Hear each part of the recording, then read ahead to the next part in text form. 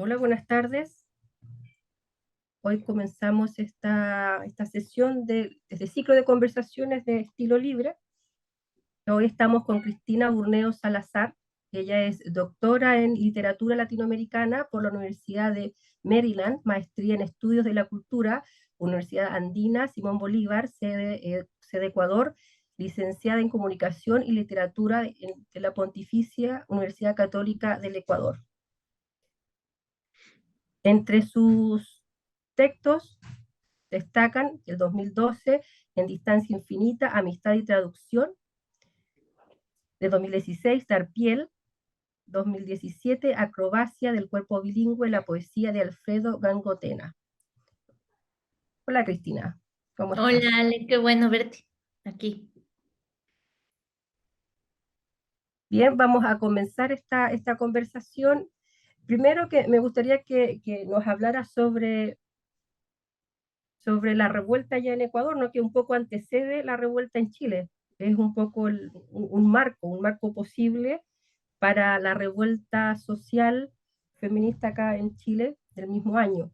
Entonces, me gustaría que conversáramos al comienzo sobre eso, ¿no? Tu involucramiento en relación a la revuelta y esa relación con la literatura. Bueno, qué bueno vincularnos así también, ¿verdad? Sí, si bien mi formación matriz es la literatura, mi carrera fue siempre comunicación y literatura en la licenciatura, solo que eh, a veces como las tradiciones institucionales no te permiten abrir o abrirte espacios de escritura, digamos, que no estén divididos, ¿verdad? O comunicación o literatura, etcétera. Entonces, tuvieron que pasar muchos años para que yo empezara a trabajar con políticas de la escritura que me llamaban muchísimo y que tienen que ver eh, con los movimientos sociales, por decirlo de algún modo muy amplio. Y desde allí, una vez que volví de Bélgica, donde estuve unos meses luego de volver de mi doctorado en Maryland, yo quería volver a Ecuador. Y fueron mis hermanas, en realidad, quienes me introdujeron al movimiento de mujeres. Estaban activas ya en los movimientos sociales de varios modos, porque era necesario empezar a entender momentos políticos muy importantes en Ecuador, como fue el que se consideró el periodo progresista entre el 7 y sí, casi 10 años, ¿no? Entre el 7 y el 17. Y desde allí, una de las cosas que más salía en ese momento, una pregunta que vibraba mucho era con la tensión entre progresismo y criminalización de la protesta social. ¿No? Esto es una pregunta que nos tenemos que plantear siempre, ¿no? ¿Qué proyectos políticos conciben, de qué maneras la indignación social cuando se moviliza? Y eso es lo que me había empezado a interesar y a convocar en realidad, ¿no? Más que interesarme, digamos, de una manera más calculada, era una preocupación por lo que veíamos en la calle todos los días, ¿no? Y lo que pasaba a las mujeres, a defensores sociales, a defensores de la tierra, a defensoras amazónicas, y que en estos años fue muy, muy grave, ¿no? La criminalización de la protesta social. Es allí cuando empieza a darse esta tensión violenta entre la noción progresista de un proyecto político de turno y la indignación social. En los años que siguieron esto solamente se agravó, eh, digamos, el 17, ¿verdad? Así muy rápidamente, lo digo porque a veces no se sabe muy bien lo que sucede en Ecuador. El 17 hay un cambio de turno y empiezan 2 años de declive, 3 años de declive y, perdón, el 16 al 20, sí, perdonen que siempre para los números son muy mal. Empieza un periodo de declive de cualquier noción de progresismo y de caída de lo público, ¿no? Ecuador entra en un periodo de mucho caos social. Y en estos últimos 2 años el giro ha sido hacia una derecha que se consideraba bastante moderna, pero que en realidad en el discurso es una derecha tradicional de acumulación y de nula comprensión, siquiera mínima, de lo social, de las relaciones del ordenamiento social y de las fuerzas que allí se ponen en tensión. El octubre de 2019, en el estallido en Ecuador, que fue tan cercano a Chile y a otros lugares, ¿verdad? Em, ¿Qué sucede en esos momentos? Es el movimiento indígena que conduce la indignación social en esos momentos y la moviliza con insatisfacciones realmente que cubrían todos los espectros de la vida, ¿no? No solamente el racismo de Estado, que es algo que han denunciado fuertemente, sino el empobrecimiento, em, la, el giro, digamos, neoliberal que empieza a verse en ese momento de manera, entre comillas, muy amigable, que venía dándose blandamente en el discurso, por lo menos, ¿no? Y el movimiento indígena conduce esa indignación, ¿no? Y hay un estallido social que, digamos, se vuelve por primera vez, se declara como el levantamiento indígena y popular en Ecuador, ¿no? Entonces se ve cómo confluyen varias fuerzas sociales, yo creo, y allí lo que nosotras siempre decimos, los espacios del movimiento de mujeres, sobre todo espacios feministas, porque no todas las luchadoras en Ecuador se autodeterminan feministas, y eso es muy importante entenderlo, ¿no? Es parte del feminismo, entenderlo, de nuestro feminismo, tener que comprenderlo, ¿no? Empiezan a reclamar también a las izquierdas tradicionales y al movimiento indígena en sus jerarquías y en sus estructuras una presencia mayor de la insatisfacción social y la indignación de las mujeres en temas que tenían que ver con aborto, derechos sexuales y derechos reproductivos en general, y el empobrecimiento de las mujeres, ¿no? Y en ese momento, en esos estallidos sociales en nuestros países y también en Europa, en otros lugares, se empieza a ver, ¿no?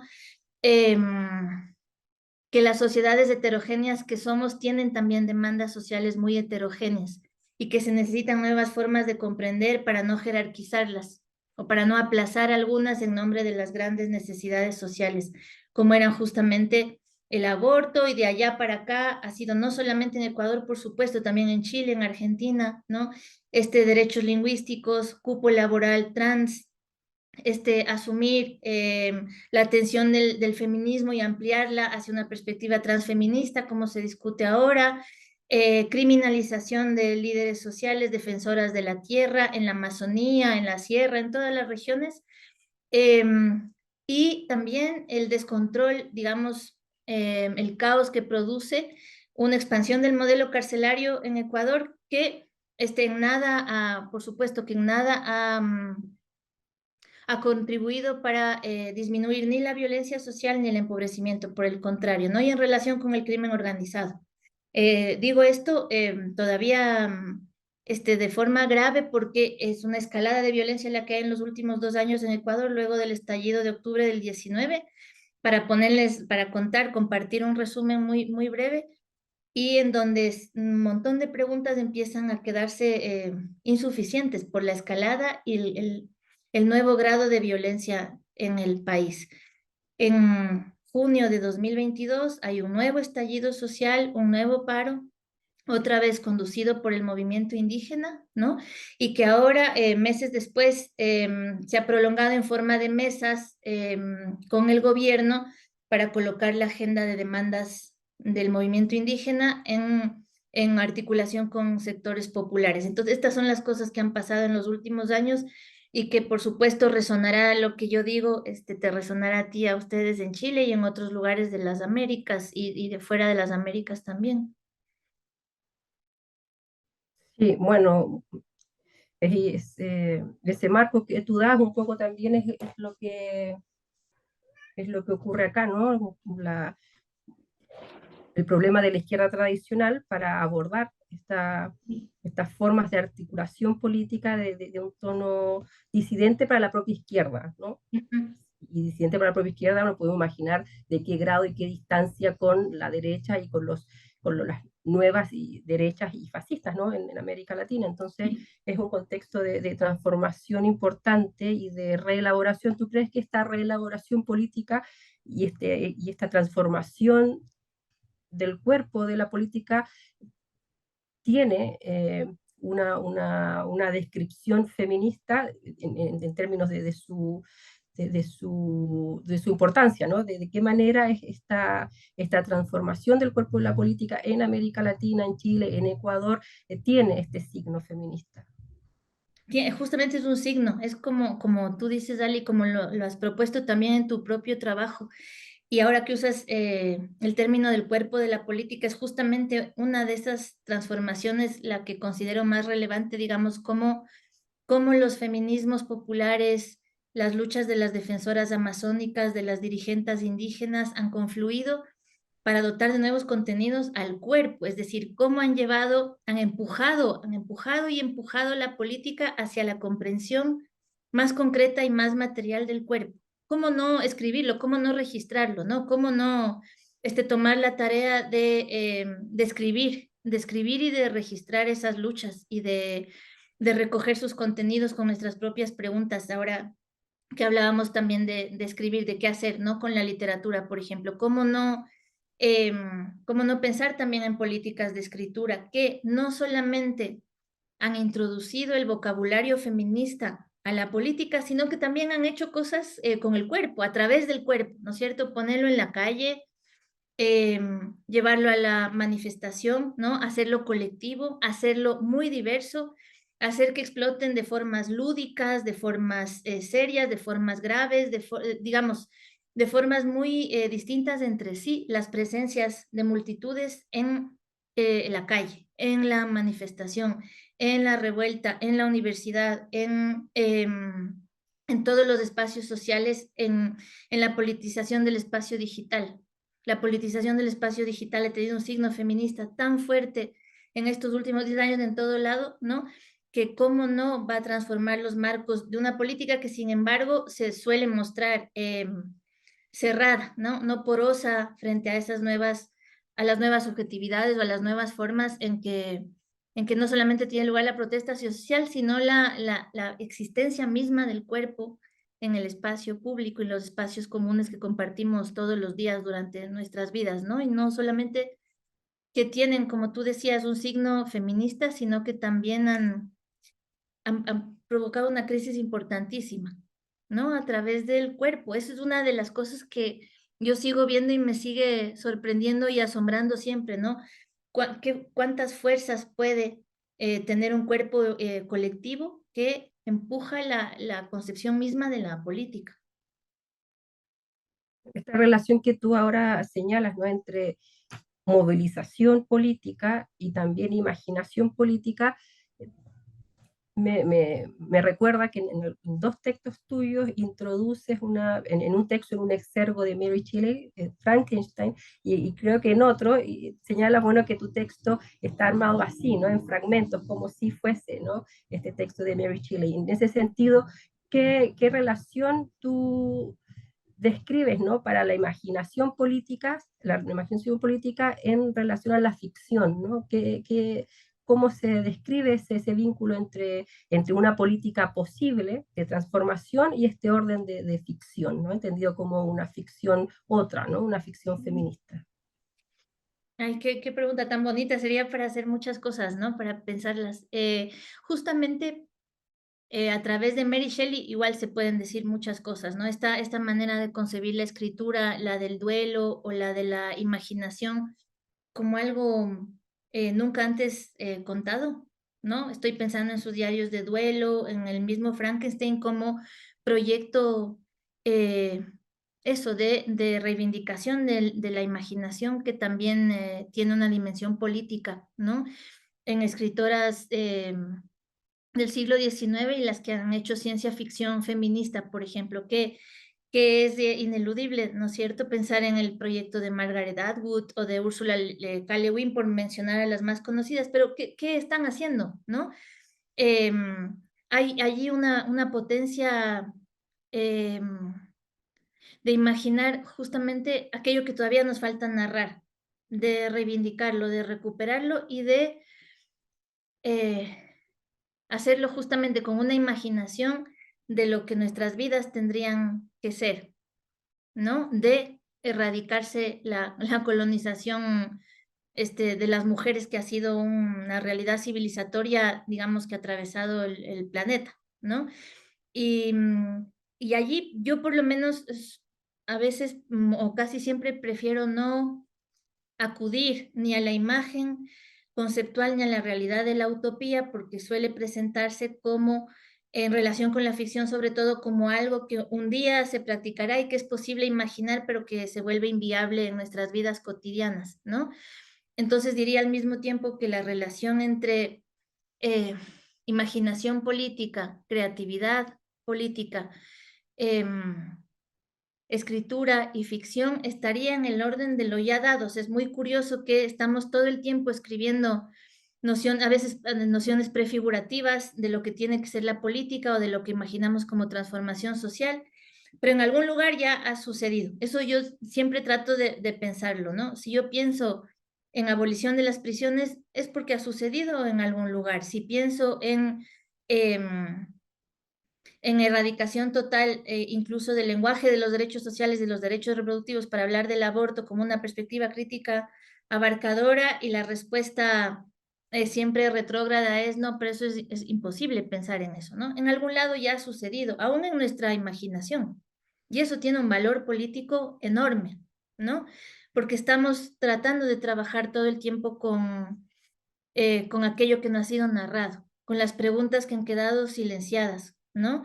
Dentro del enorme mar de los silenciados, de esa imagen bellísima de Rebecca Solnit, hay un montón de historias que ni siquiera tienen lenguaje todavía, y creo que una tarea de las políticas de escritura feministas, sexualmente disidentes, migrantes, de la discapacidad, ha sido justamente agitar el lenguaje también, ¿no? Y tiene mucho que ver con la ficción y con una frase que siempre en clase acudimos mucho a ella, que a mí me gusta mucho de Spivak, que está en Otras Asias, cuando ella dice, la tarea es justamente mantener viva la capacidad de imaginar lo ausente.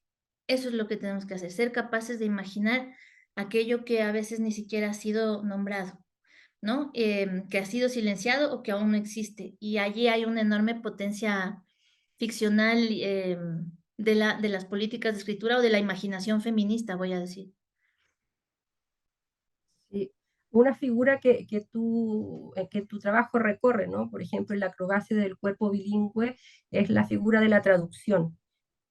Cómo la traducción funciona, ¿no? En este orden imaginal, cómo tú planteas, ¿no? Este orden imaginal también vinculado a la figura del viaje, ¿no? Traducción y viaje. En ese sentido me gustaría que como que abordaras más esa relación. Ahora acabo de entregar un libro a la Universidad Iberoamericana de ensayos que había publicado es una antología, ¿no?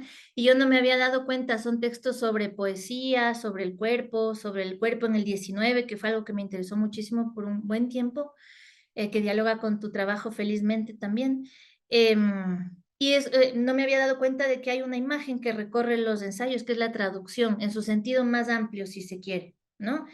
La capacidad de llevar problemas de un lado para el otro, ¿no? En otros contextos, de reconfigurarlos, de restituir contextos cuando, digamos, los problemas cambian de terreno, ¿no? Entonces, voy a decir para tratar de responder tu pregunta que la traducción, si podemos definirla de algún modo que no se reduzca a lo lingüístico y que siga siendo creativo, como tú decías, Ale, la traducción es una imagen contra el sedentarismo, digamos, es una imagen no sedentaria, no puede ser sedentaria, ¿no? No puede aquietarse, está hecha de muchas tensiones, no se da entre sistemas lingüísticos cerrados, se da en una enorme multidireccionalidad de códigos, em, tenga que ver con la lengua, tenga que ver con problemas, tenga que ver con traducir el cuerpo mismo, ¿no? Como decían estudiantes en clase ahora en Barcelona que me devolvían esa pregunta muy bonita de uno de mis textos, si se puede traducir un cuerpo, ¿qué sucede? ¿No? ¿Qué códigos encontramos? Entonces, la traducción, si algo es una posibilidad de pensar que no se conforma con el sedentarismo, de responder al tiempo propio, ¿no? El viaje interior me refería también a tránsitos de género, a tránsitos sexuales, a tránsitos interiores que tienen que ver con cambios de lengua. Es decir, la traducción y el viaje designan modos no sedentarios de pensar que ojalá viéramos de maneras más abarcadoras porque constituyen una matriz de pensamiento en sí, ¿no? Y son una respuesta contra el nacionalismo metodológico o las monolenguas de Estado o las identidades de género cerradas o cualquier identidad cerrada, ¿no?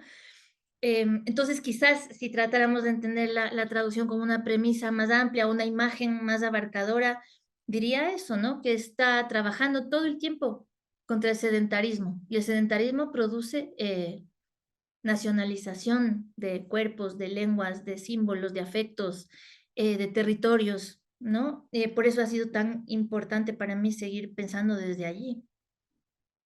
Y en ese sentido tú abordas aquello del cuerpo bilingüe, ¿no? Mm, Como un cuerpo que se organiza en ese doble o en ese tránsito, en esa ida, en esa vuelta. sí. En la acrobacia del cuerpo bilingüe, yo tomé el archivo bastante culto, lo sé, de Alfredo Gangotena y también de César Moro, pero también del grupo Orcopata de Perú, Bolivia, ¿no? De Perú, sobre todo del boletín Titicaca que se hace en la ciudad de Puno del 26 al 30 del siglo XX, es decir, ese era el periodo. Pero hay muchas preguntas que están en la acrobacia del cuerpo bilingüe que he intentado desplazar al siglo XXI con escrituras en Spanglish de autorías migrantes, queer, muchas, ¿no? Que ponen ese doble movimiento en la escena, digamos, en el espacio de escrituras contemporáneo, ¿no? Poner varios movimientos en tránsito a la vez, hacerlos visibles.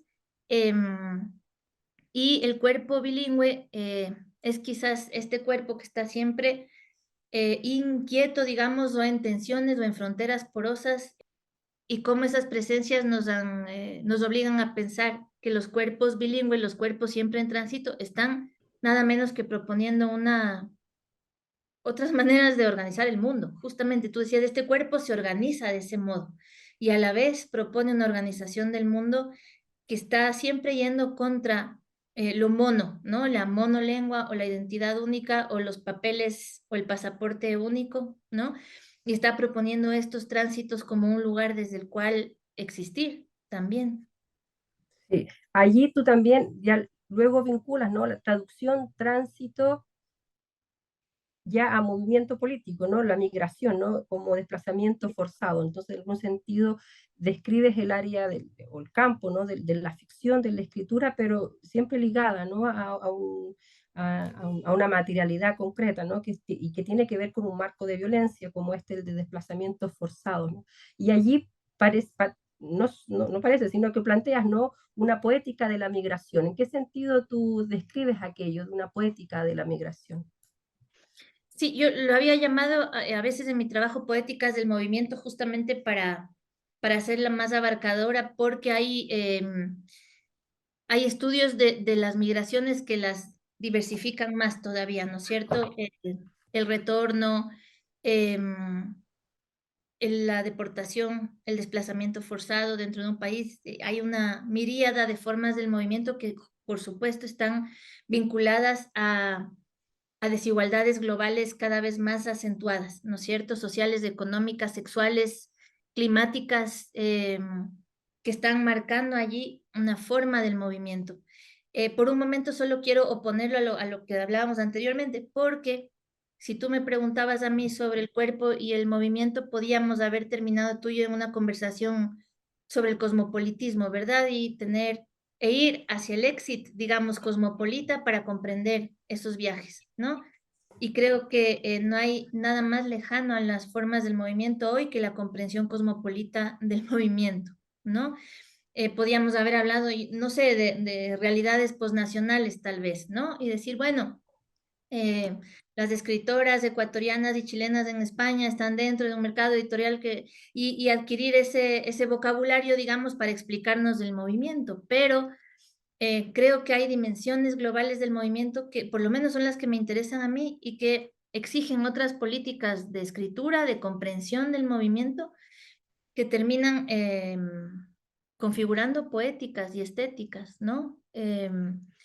las escrituras en portuñol o en spanglish, las escrituras que están tematizando el movimiento, por supuesto, y las que se hacen en condiciones de enunciación, sin papeles, denunciándolas, no sé, en procesos de aplazamiento permanente del proyecto propio de vida, si es que te fuiste, si volviste al lugar del cual eras, pero has pasado mucho tiempo fuera y no tienes papeles. Hay escrituras que realmente me parecen tan poderosas, y que construyen genealogías, por supuesto, en continuidad y discontinuidad con Gloria Anzaldúa o Néstor Perlonger, pero que tienen otras formas de comprenderse a sí mismas, ¿no? Y es lo que he estado trabajando ahora y es posible ver en esas poéticas del movimiento a partir de tantas autoras de las que podemos hablar, no sé, como Sonia Guiñanzaca o Carla Cornejo hablando de la diáspora ecuatoriana, por citar solamente dos ejemplos, pero hay muchísimas otras que están haciendo, que están configurando poéticas del movimiento que impugnan también el sedentarismo o ¿cómo podemos decir? La inmovilización de las identidades sexuales, también para poder nacionalizarlas, ¿no? Debes tener un pasaporte y unos papeles con un género para poder pedir papeles en otro lugar. Y todo eso está configurando poéticas porque están en el proyecto de abolir las formas sedentarias de nombrar. Y no solamente que tematizan esto, sino que configuran condiciones para la escritura que se sitúan en fronteras de múltiples dimensiones, en muchas esferas. Has mencionado lo sedentario como una posición, eh, como un acostumbramiento, ¿no? Un acostumbramiento al no hacer, ¿no? O a Sí. una falta de acción, ¿no? Una falta de movimiento, ¿no? Y en relación a aquello me gustaría que conversáramos un poco sobre tu trabajo en relación a los corredores migrantes, ¿no? Cómo tú te involucras allí en esa zona, ¿no? Como un trabajo y con un activismo, ¿no? Un activismo político. Sí, sí, sí, soy cofundadora, no soy la única, es un colectivo y medio independiente que se llama Corredores Migratorios, nuestro proyecto, que opera transnacionalmente desde Quito. Esta es la idea, por lo menos eso es lo que tratamos, ¿no? Y bueno, sí está sujeto a varias formas de diáspora, pero y yo como hablábamos, había empezado a escribir y empecé a escribir crónica de manera muy intensa en el 2013. Em, y siempre me da mucho orgullo decir que fueron 8 años de escrituras muy intensas hasta el 21 en que recogí mi trabajo en un libro. Muchas fueron por encargo, muchísimos textos fueron por encargo y me gusta recurrir mucho a lo que Rita Segato dice cuando habla ella habla de el trabajo por demanda, ¿no? Nuestro trabajo por demanda. Aquellos que eran sujetos, ¿no? Ahora son sujetos de sus propias historias, relatos, políticas y luchas y nos demandan y dicen, ven aquí, ven y escribe esto que estás viendo, que te estamos mostrando. Queremos que lo escribas, ¿no? Y creo que esa es una de las formas de colaboración más ricas y más, para mí son un privilegio, pero también son un modo enriquecedor para todo el mundo de darle nuevos contenidos a lo que significa escribir también, ¿no? Y salir de la imagen autorreferencial del escritor que decide los grandes temas por sí solo, ¿no? Entonces, eso también transforma de varias maneras la escritura. Yo recogí todo ese trabajo de 8 años en un libro que se llama Historias de Desobediencia, que liberamos ahora en el 2022, que está en línea. Y como estaba haciendo eso de manera tan intensa y la escritura de las migraciones me había convocado mucho también, en un momento dado algunas personas a la vez empezábamos a hacernos preguntas sobre el movimiento, en mi caso desde la escritura, pero hay mucha gente trabajando en sus propias luchas migrantes, en movimientos de todo tipo, ¿verdad? En procesos sociales que tienen que ver eh, justamente con plantear nuevas identidades y hacer todavía más heterogénea las sociedades en que vivimos, que es lo que hace el movimiento. Entonces, surgió una propuesta de escritura que yo llevé a consulta, digamos, de algunas personas y de manera bastante abierta, de abrir un espacio, ¿no? Para trabajar el tejido social del movimiento, de la manera más amplia. Y eso es lo que hemos estado haciendo en Corredores Migratorios desde el 2018. Lo cofundamos con mi compañera Isabel González Ramírez, que es una periodista colombiana que está en Medellín, que ha estado viviendo en Ecuador durante mucho tiempo, y mi compañero Josep Vecino, que es un fotoperiodista catalán que ha establecido muchas relaciones también con Cataluña y España. Ecuador es un país de migrante y somos 1 millón de personas, creo, cerca en España. Y han venido muchas otras personas a trabajar con nosotros, sobre todo de Venezuela. Están 3 compañeras más, las voy a nombrar, son Esther Gualtieri, Lourdes Aldana, también nuestro compañero Jorge, que se han ido integrando al tejido social de Corredor, y un montón de personas más. Pertenecemos a una articulación que se llama Alianza contra las Prisiones, donde actúan 2 personas más, allí sobre todo, Silvana y Emilio. Es decir, es un pequeñito rizoma que está tratando de pensar el tejido social del movimiento y establecer coaliciones para las luchas por la justicia migrante. Eso es lo que hacemos. Y allí me interesa el concepto y la forma en que abordan la figura de la frontera, ¿no? Como tú señalabas recién, ¿no? No tiene que ver con esa traza liberal del cosmopolitismo, que de alguna manera es una identidad que pareciera ser, ¿no? Que favorece a los y las favorecidas. Quizás tampoco se describe desde un orden de los nuevos federalismos, ¿no? De una organización que todavía se organiza en términos transnacionales. ¿Cómo se describe la figura de la frontera, ¿no? Como una frontera porosa, ¿no? También se ha hablado de aquello, ¿no? La frontera ya no aquella rígida, sino que una frontera porosa, pero allí la pregunta es cómo se organiza el orden de la subjetividad en relación a este límite, ¿no? ¿Cómo piensas tú esa transformación en términos subjetivos y cómo se debe transformar la figura de la frontera? Una de las primeras cosas que yo había leído y que es muy cercana al frente teórico que se conoce como autonomía de las migraciones, está altamente politizado por personas realmente muy interesantes que han salido, sobre todo vienen de las ciencias sociales, ¿no? Em, Hay allí, entre el trabajo de Soledad Álvarez, Amarela Varela, que están todos los días, todo el día, moviendo reflexión sobre las migraciones. Allí conocí por esa vía este libro que es fundamental, La frontera como método, ¿no? De Sandro Mesandra y Brett Nielsen, que proponen justamente para el siglo XXI pensar la frontera como un modo del hacer, entendería yo, ¿no? Es decir, vamos a situarnos aquí para mirar la heterogeneidad de fronteras que experimentamos todos los días, ¿no? Y mirar cómo es posible abolir esas fronteras, ¿no? Aún en la ambivalencia del movimiento que genera una frontera. Puedes empujarla y a la vez te expulsa, ¿no es cierto? Al cerrarse, al cerrar a tu cuerpo la posibilidad de atravesar un espacio. En términos subjetivos, justamente desde la poesía sobre todo y desde las luchas migrantes, por supuesto, em, ¿qué aparece allí? ¿No? Aparece un cuerpo, una persona, un sujeto, un colectivo, una caravana, un movimiento social que se ve a sí mismo como fronterizo.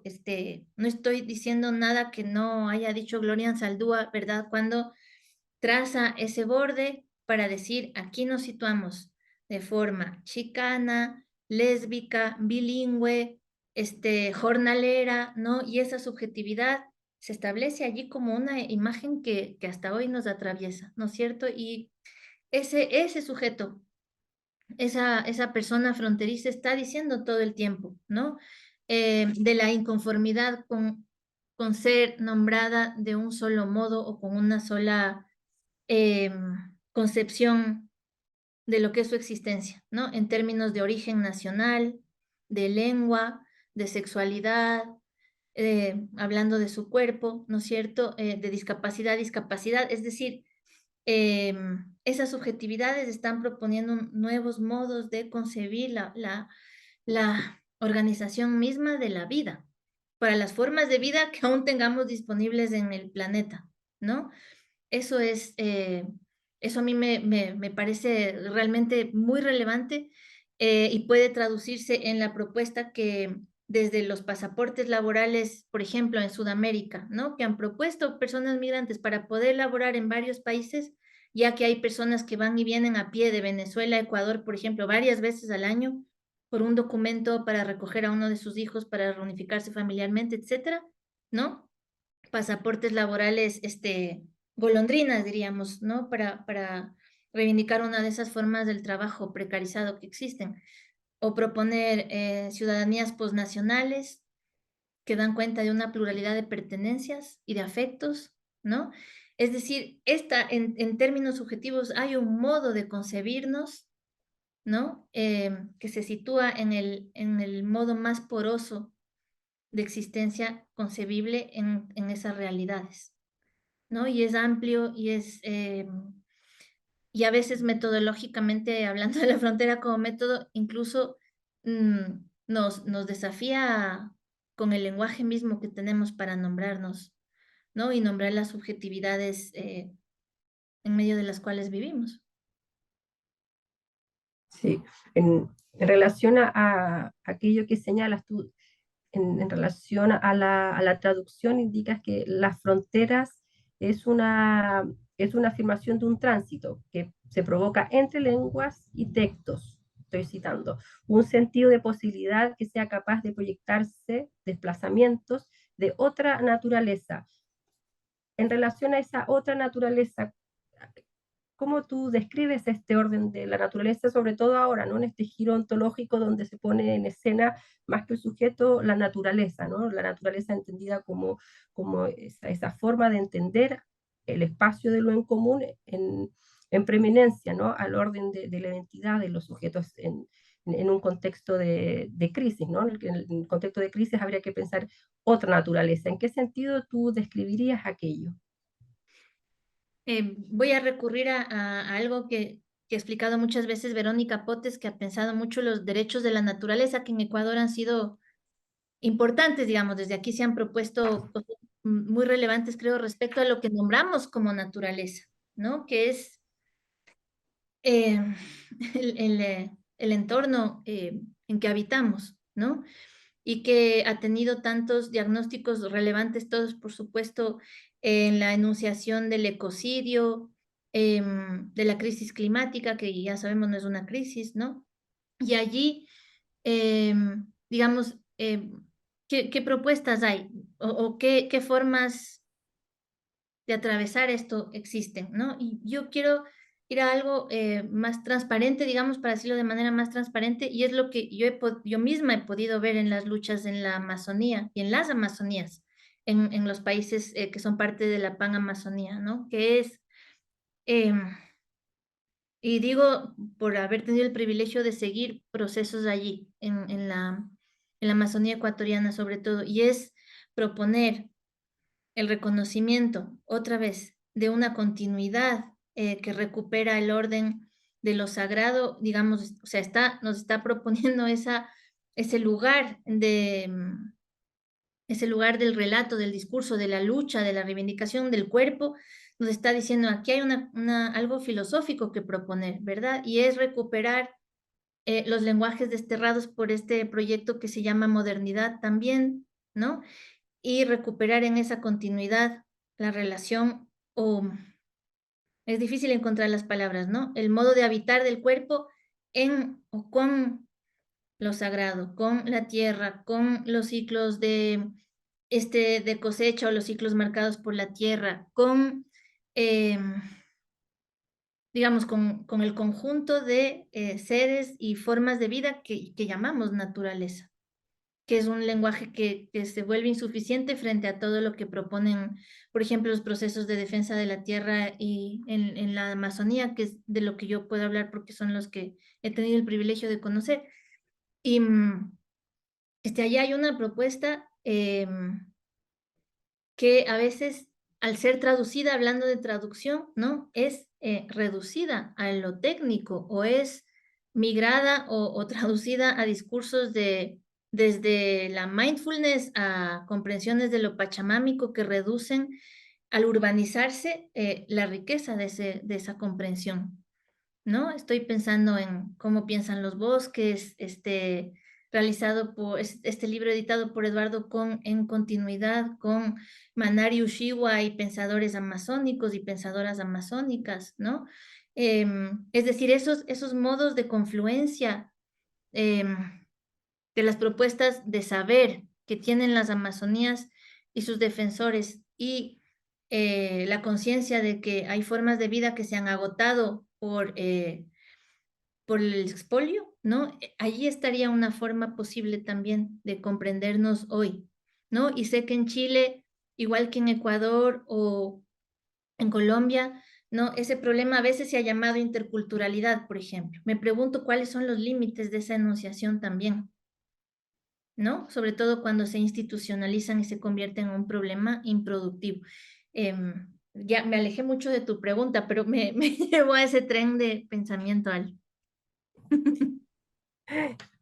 Ahora tú mencionabas recuperar, ¿no? Cuando tú hablabas recién de viaje y un viaje que no era utópico, o ponías entre suspenso la utopía, entendiendo que la utopía nos llevaba quizás a un tiempo de lo irrealizable, ¿no? Y entonces el viaje vendría a marcar una temporalidad, pero es una temporalidad que sin embargo parece suspenderse, ¿no? No es una temporalidad proyectiva en ese orden de lo irrealizable, de lo utópico, tal como se ha descrito la utopía, y ahora cuando hablas de estas otras naturalezas, hablas de recuperar, ¿no? Y el movimiento es más bien, no es proyectivo, ¿no? Entonces habrían dos temporalidades, ¿no? ¿Cómo pensarías tú allí la temporalidad, ¿no? Que es un tema que también nos urge ahora pensar, ¿no? ¿Cuál es el tiempo de la transformación, ¿no? Entendiendo aquello del ecocidio, entendiendo el problema de pensarse en una proyección, ¿no? Y que también se vinculaba con el viaje, ¿no? El viaje tenía ese orden de una proyección o una temporalidad futura, ¿no? Mm, Y ahora cuando tú hablas de estas otras naturalezas, la temporalidad más bien es una vuelta, ¿no? ¿Cómo te posicionas allí en el mm. problema de la temporalidad o cómo pensamos el tiempo hoy? Qué interesante y complejo lo que dices. Sí, en algún momento yo había tratado de escribir esto, ¿no? Es abrir otro tiempo en el tiempo que vivimos, ¿no? Em, sí, digamos, las propuestas de los pensadores de la Amazonía, por ejemplo, de las luchadoras y de las mujeres sabias en la Amazonía, ciertamente recurren a algo milenario, guardado, atesorado, em, con lo que se ha resistido, pero no sé si sea solo un volver, ¿no? Es reinscribirlo en relación con presentes cada vez más desafiantes y la capacidad de respuesta de esos procesos y de las luchas sociales que se sitúan allí por la tierra, por ejemplo, en contextos de envenenamiento del agua, que es un envenenamiento de la vida, digamos. Por supuesto que hay algo que se ha guardado, un saber o muchos saberes que se han guardado, como yo lo puedo ver por lo menos desde mi lugar, pero que a la vez se reinscriben, se reinventan, encuentran nuevas posibilidades de resistencia, ¿no? Porque digo solamente esto como una nota que es un aprendizaje nuestro de los activismos indígenas amazónicos más jóvenes, ¿no? Y los jóvenes están diciendo siempre, nosotros no queremos ser vinculados solamente a un saber al que retornamos, a un saber ancestral, porque eso en una linealidad, en un tiempo lineal, nos devolvería a un tiempo primitivo, antiguo, ¿no? Y yo sé que no era lo que preguntabas, pero solamente quería hacer la nota para pensar juntas este tiempo, ¿no? Y ellos dicen, no, estamos en el presente, politizamos el espacio digital, llevamos a cabo nuestras luchas y abren un nuevo tiempo, ¿no es cierto? Un tiempo más complejo. Además, un tiempo muy, muy vivo, ¿no? De respuesta inmediata, propio de la aceleración del espacio digital, yo qué sé, etcétera, ¿no? Y el viaje, por supuesto, que abre otro tiempo, ¿no? Y eso es algo que todavía a mí me resulta difícil ponerlo en palabras porque estamos mirando que hay personas caminando hace años de Venezuela, pasando por Colombia, Ecuador, Chile, Ahora, esos mismos caminos son compartidos por personas ecuatorianas, colombianas, venezolanas, haitianas, de vuelta hacia el norte, ¿no? Y luego para continuar a Estados Unidos, con el paso mortal del Darién, el paso por páramos, donde hay muerte por hipotermia. Es decir, hay una multitud de personas resistiendo a través del movimiento, migrando, yéndose, volviendo. Como nosotros hemos visto en corredores migratorios, gracias a las personas que comparten su relato con nosotros, yendo de ida y vuelta entre Venezuela y Colombia o Ecuador 3 o 4 o 5 veces al año, ¿no? ¿Qué hay allí? Digamos, ¿qué pasa ahora con ese tiempo? ¿Qué es de ese tiempo? ¿No? Es un tiempo sujeto a la violencia administrativa sin límite de los estados, ¿no? Eh, pero también es un tiempo de resistencia que se da de otros modos, ¿no? Podríamos decir quizás más lento, pero prefiero pensar es un tiempo de resistencia porque el cuerpo está atravesando esos países. ¿Cómo no vamos a pensar que están transformando o proponiendo otra forma de organización del tiempo? Las caravanas migrantes también se preparan, salen, cruzan a pie. Recordemos la de Haití de casi hace un año que hizo que Estados Unidos abriera la frontera un día para 1000 personas, ¿no? Exigiendo ese tiempo, que ese tiempo sea, digamos, por lo menos respetado, ¿no? Este es el tiempo de nuestra caminata, ahora necesitamos entrar aquí. Eso también da cuenta de la vitalidad de la migración, no solamente de lo durísima que es, ¿no? Y para terminar, tal vez pensaría, gracias al trabajo de Shahram Khosravi, de este pensador iraní refugiado en Suecia, que se ha referido tanto a la espera, ¿no? La espera, dice él él escribe entre las ciencias sociales y realmente la poesía, y por eso es muy poderoso, creo yo. La espera sería el tiempo robado a nuestras vidas. La espera en que te ponen la violencia administrativa, la espera de un pasaporte que puede tomar 2 años, de una visa que puede tomar un año, o de la espera que tengo cuando un familiar mío tiene que traerme un documento de Venezuela y va a caminar 2 países para eso y va a demorar 2 meses, ¿no? También se abre el tiempo de la espera. La espera como denuncia, como dice Josrabi, al tiempo robado, contra el tiempo robado por el Estado, ¿no? Por la violencia burocrática en que nuestras vidas son traducidas justamente a partir de un montón de formularios, papeles, visas, que todo el tiempo además nos están exigiendo decir quiénes somos y que también nos dicen quiénes somos, aunque eso no corresponda con lo que estamos viviendo. Entonces, también tendríamos que pensar en la dimensión política del tiempo de la espera al que somos sometidas millones de personas unidas y separadas por las migraciones, por ejemplo. ¿Y qué hace esa espera y ese cansancio respecto de las vidas que podríamos vivir, ¿no? Sí, bueno, para terminar esta conversación tan interesante con Cristina, me gustaría que señalaras o contaras, ¿no?, qué es la desobediencia, ¿no?, en la universidad, ¿no? Puesto, pensamos la desobediencia, la transformación en lugares distintos al de la universidad, ¿no?, que a veces nos toca allí, ¿no?, estar y bastante. ¿Cómo generamos un espacio de desobediencia, ¿no?, de transformación de un lugar que cada vez se está volviendo más un pliegue neoliberal, ¿no? ¿Cómo ser desobedientes allí, en ese espacio? Mm, voy a hacer una referencia muy académica hablando de universidad. Ahora estaba pensando en Thoreau, ¿no? Y en su famoso texto sobre la desobediencia civil. Y él siempre dice respecto del Estado, ¿no? Si lo recuerdas, Ale, él dice algo como, el Estado no va a recurrir a su buen criterio para hacerle a usted obedecer, ¿no? No le va a decir, por favor, no robe, pero también le va a decir, por favor, pague sus impuestos, ¿no? O por favor, no proteste. Eso nos sirve mucho en el siglo XXI, ¿no? Va a recurrir a la fuerza, ¿no? Eso respecto del Estado. Y él dice, bueno, allí no hay otra salida que desobedecer a esa fuerza, porque esa fuerza no piensa. Esa fuerza está suspendiendo toda forma de reflexión, incluso de negociación, diría, ¿no? sostener la desobediencia como justamente como una forma no sedentaria de repetir en mi cuerpo, interiorizar normas, por ejemplo, o preguntas que se agotan o que se vuelven obsoletas o que se vuelven técnicas o se dan por la fuerza, creo que esa es una forma de mantener por lo menos las preguntas vivas en los espacios que tenemos en las universidades, ¿no?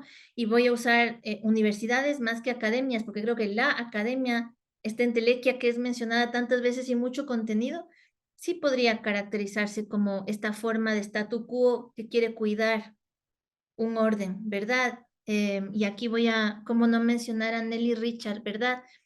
Sí vamos a hacer género, pero que no se nutra tanto de los feminismos, en esa diferenciación fundamental que hacía ella en una universidad un 8 de marzo, no me acuerdo si era el 2018, poquito antes de la primavera feminista chilena, si no me equivoco, de las estudiantes, ¿no? Que además se da por una denuncia de acoso sexual, si no me equivoco, ¿verdad? En la Universidad Austral. Y en ese momento ella pronuncia esta conferencia tan importante y dice justamente eso, ¿no? Solamente el feminismo, sus contenidos y sus luchas pueden darle significados al género, ¿no? Entonces, tomemos la universidad. Sí, género, pero no, no mantener, digamos, la reflexión de género con los contenidos que los feminismos en sus luchas van proporcionando a ese campo, ¿no? Sí, la pregunta, pero con un límite, ¿no? Sí, modernización institucional, pero no transformación de la universidad a través de la erradicación del acoso sexual, de la desigualdad sexual. Entonces, digamos, creo que los espacios de desobediencia se vuelven productivos con preguntas productivas, ¿no? Y que a veces sí, están sometidas a un tiempo de espera también y lento, ¿no? Pero no sin pérdida, creo, ¿no? Y en los espacios que nos quedan disponibles, digamos, sostener la pregunta viva, sin compromisos, digamos, ese sería un espacio de desobediencia para darle también a la desobediencia un contenido más sofisticado que el que puede resultar de decir, no, es una oposición simple. No se trata de eso, hay un conglomerado de fuerzas, tensiones y momentos en la universidad en donde a veces el pensamiento es liberado de verdad, ¿no? Por parte de los poderes académicos y otras veces en que es capturado en algunas de sus dimensiones para que no cambie demasiado pronto, para sostener la institución, sus pactos, sus sistemas de prestigio, sus jerarquías, ¿no? Yo sé que el pensamiento allí también está sujeto al tiempo de espera, pero eso no significa que no tengamos que perseverar en la pregunta crítica, ¿no? En la pregunta sin compromisos que está mirando de frente y con los ojos muy abiertos lo que está sucediendo y para buscar respuestas, ¿no? Y normalmente esas respuestas, claro, no son institucionales, están buscando sus lenguajes en otros lados. Y esa sería una manera de mantener, creo, viva la pregunta por el pensamiento en la universidad, ¿no? Sí, hay que insistir en aquello, la desobediencia. Sí, sí. Bueno, te quiero agradecer esta conversación muy interesante. Y bueno, nos despedimos ahora. Muchas gracias por este tiempo, ¿no? Este tiempo regalado. No, gracias a ti, Ale. Ha sido, de verdad, es un lujo, es un privilegio que hayas podido leer mi trabajo y comentarlo aquí contigo. Muchas gracias por eso. No, fue un gusto. Que estés muy bien. Adiós. Chao. Igual, chao.